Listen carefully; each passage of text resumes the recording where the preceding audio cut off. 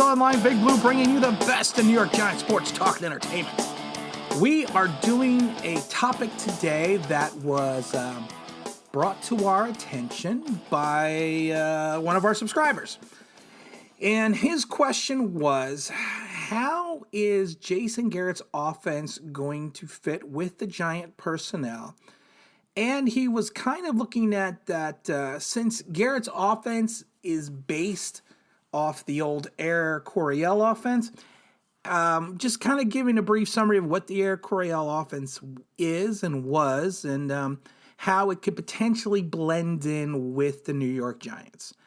Now, to go back into the old Air Coryell Offense with Don Coryell, he made famous with the Chargers, you kind of got to go all the way back to the 1950s and Sid Gilman. Sid Gilman is pretty much if you think about it, he is the forefather of the modern day passing game. His coaching tree is phenomenal. I mean, all the people that he has influenced and who are descendants of him, they have a total of 26 Super Bowl wins. And really, his coaching tree is phenomenal, going back to Al Davis, Chuck Noll, Chuck Knox, Dick Vermeil, George Allen, Don Coryell, Joe Gibbs, Tony Dungy, Bill Walsh, Art Shell, Tom Flores, John Madden, Mike Holmgren, Jen Fossil. I mean, it just goes on and on and on and on and on. He was basically, like I said, the forefather of the vertical passing offense, going back to his days with the Rams in the 1950s, and then with the San Diego and Los Angeles Chargers of the 60s and 69, from 60-69, and into with the Houston Oilers. Now, to understand the offense, the Air Coryell offense, you have to remember there are it's a different offense that it was in the 50s and a different offense that it was in the 80s. But the offense requires basically the defense to kind of defend the entire field. The passing itself is all based off of timing and rhythm, and it's also deals with tons of motion. And that, back in the day, putting wide receivers in motion, that was a big thing. But in the Coryell offense, you put the receivers in motion, you put the tight end in motion, you put the running back in motion. You were basically putting everybody in motion at the time. And at the time, that was like unheard of. And then back in the 80s, when the Coryell offense came about, they had the defensive rule changes, which was limiting contact near the line of scrimmage. So with the receivers always in constant motion, it was almost virtually impossible to jam them at the line. I mean, it was innovative, like I said, because of the fact that not only did he do it with the wide receivers, he did it with the tight ends, he did it with the running back as well. And also the offense itself was kind of predicated on the fact there was really no set formations, as really the wide receivers can line up anywhere on any given play. I mean, and it was the beginning of timing patterns. I mean, passes were thrown to spots before the receivers even got there. And, it really didn't give the defenders any hint about where the targets are, where the passes were going. Each receiver in the Coryell office could run 2 or 3 different routes and options, and they could adjust that during the coverage. And really throwing the deep pass was always the first option in the Coryell office. And it was, it was, like I said, it was innovative, and it still is innovative. I mean, if you think about it, Joe Gibbs became the head coach of the Washington Redskins in 81, and he won through 3 Super Bowls with the Coryell offense. I mean, the Coryell offense, Don Coryell's offense, really attacked, the vertical through the seams. And while the West Coast is you kind of go lateral, I mean, the Coryell offense is always vertical. It's always going downfield. And the Coryell offense itself may have had a lower percentage rate than the West Coast offense, but the return on successful plays were so much greater. I mean, that's kind of a quick breakdown of the offense itself. And in 2008, when Garrett became the offensive coordinator over at the Cowboys, he had really his first season with Tony Romo. And again, in 2008, Garrett relied heavily on pre-snap motion, and he kind of had a rotational running back system, and that worked fantastically. I mean, they did go 9-7 to miss the playoffs, but a lot of it was not because of the offense itself. I mean, Romo had a good season. He had 26 touchdowns, 14 receptions. The offense totally ranked 18th overall in the league. I believe they were like second, or no, I think they're like sixth or seventh in the passing game. So you know what?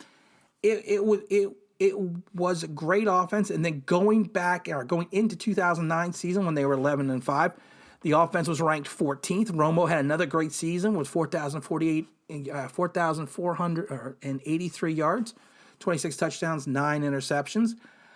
He really put up big numbers, and a lot of things. What Garrett did in 2009 was to get more comfortable, Romo, with the offense. He wouldn't let him snap the ball until there was like 5 seconds left on the clock, and it was basically to make the defense a little bit jumpy, and they would possibly reveal their coverages and blitzes a little bit better. And it was more of a pre-snap read for Tony itself. So, so it really helped Tony Romo and really helped in his progression. The 2010 season, where they went 6-10, that again was under Wade Phillips, and that was also the year Garrett took over, and Garrett was 5-3 that year, and he had a top 10 offense with there. And then, like I said, then he moved into his first full season, and he was 8-8. But Romo again had a wonderful season, 31 touchdowns, 10 interceptions, 7th ranked offense. And then what happened was, after the 2011 season, most people don't realize that Jason Garrett gave over the play calling to Bill Callahan for 3 years, and then he gave another 4 years to Scott Linehan, and then Kellen Moore was his offensive coordinator this year. So the question, that is a basis of the Air Coryell offense, and that is a basis of kind of a system that Jason Garrett runs. Now, the question is this the system that he is going to bring in to the New York Giants?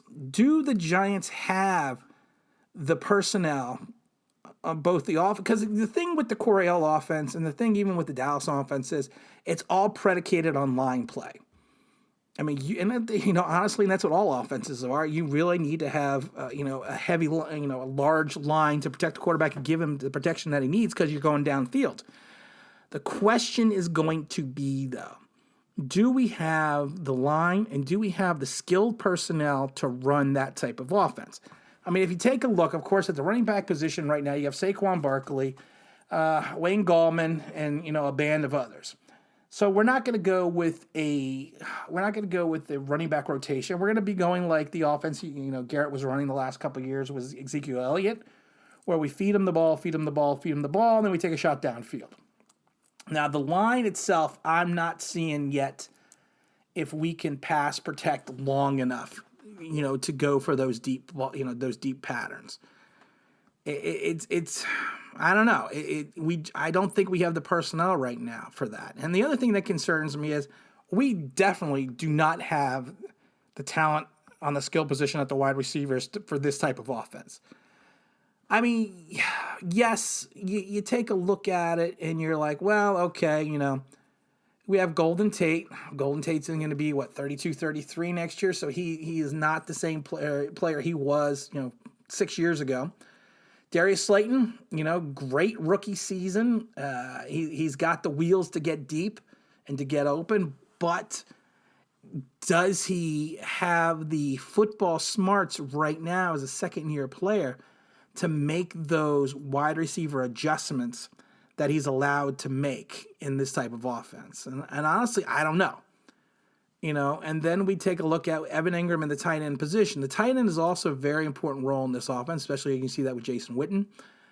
And we don't know, if Ingram can stay on the field. And honestly, we don't know if he's more suited to play in the slot or on the outside than he is to play tight end. I mean, I know everyone raves about Smith, Caden Smith.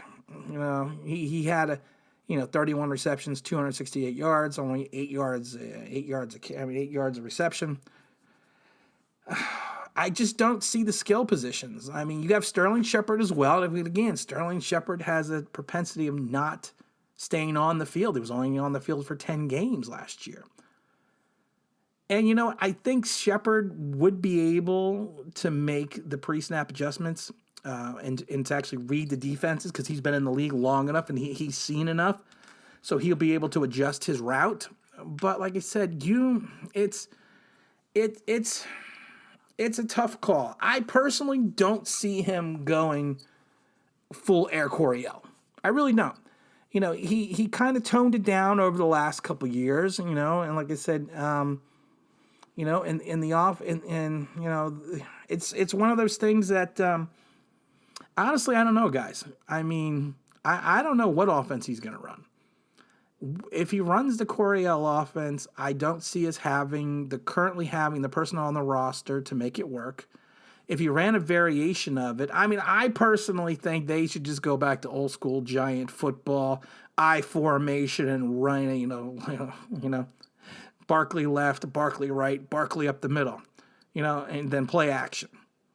And I think that's in some ways, what they kind of need to go back to. I mean, Romo, when he was running the offense, like I said, there was tons of play action.